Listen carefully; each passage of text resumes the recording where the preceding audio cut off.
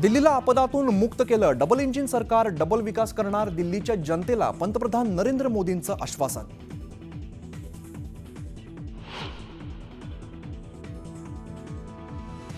अण्णा हजारे अनेक वर्षांपासून आपदावाल्यांचा त्रास सहन करत होते. आज अण्णांना सुद्धा यापासून मुक्ती मिळाली.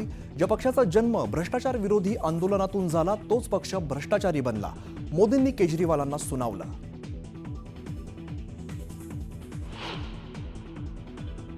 दिल्ली के चुनाव में कांग्रेस ने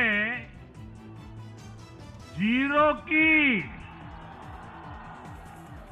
डबल हैट्रिक लगाई है.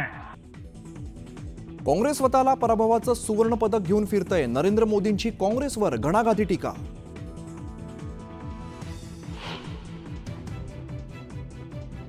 दिल्लीत 27 वर्षांनंतर कमळ फुललं. भाजपाचा 70 पैकी 48 जागांवरती दणदणीत विजय.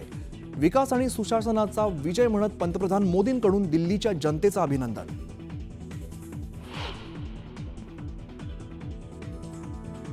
दोन दिवसात ठरणार दिल्लीचा मुख्यमंत्री. उद्या किंवा परवा भाजपाच्या केंद्रीय समितीच्या बैठकीत होणार नावावर शिक्कामोर्तब. गुज्जर किंवा जाट समाजाचा नेता मुख्यमंत्री होण्याची शक्यता. दिल्लीच्या जनतेचा निर्णय आम्ही मान्य करतो. आता सक्षम विरोधी पक्षाची भूमिका बजावू. पराभवानंतर अरविंद केजरीवालांची प्रतिक्रिया. केजरीवालांकडून भाजपाचं अभिनंदन.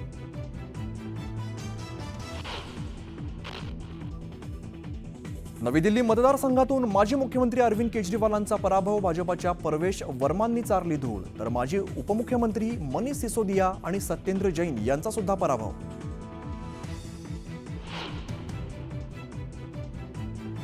केजरीवालांचा बुरका फाटला असून खोटं राजकारण चालणार नाही हे दिल्लीनं दाखवून दिलं. फडणवीसांची दिल्लीतल्या विजयावरती प्रतिक्रिया.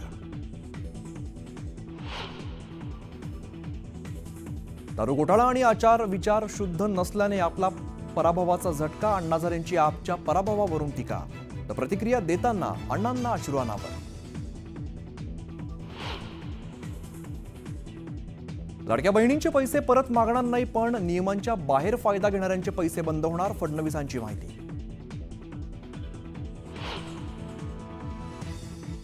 कोल्हापुरात 12वीच्या हॉल तिकिटावरती वेगळेच विषय आल्याने विद्यार्थ्यांमध्ये गोंधळ. कॉम्प्युटर सायन्स ऐवजी भूगोलाचा समावेश. विद्यार्थ्यांसह पालक संतप्त.